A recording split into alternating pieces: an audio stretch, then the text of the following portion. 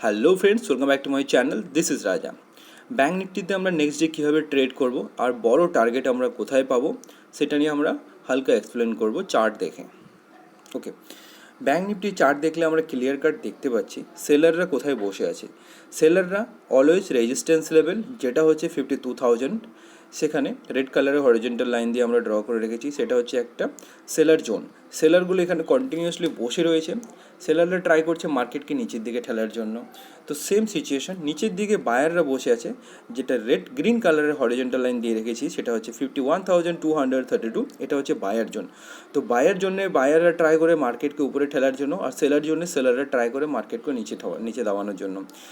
এর মিডলে আমরা কোনো ট্রেড প্ল্যান করব না। যখন এর লেভেল ব্রেক করবে, মানে এই রেঞ্জ যে রয়েছে, এই রেঞ্জ যখন ব্রেক করবে তখন আমরা বড় টার্গেটের জন্য প্ল্যান করব।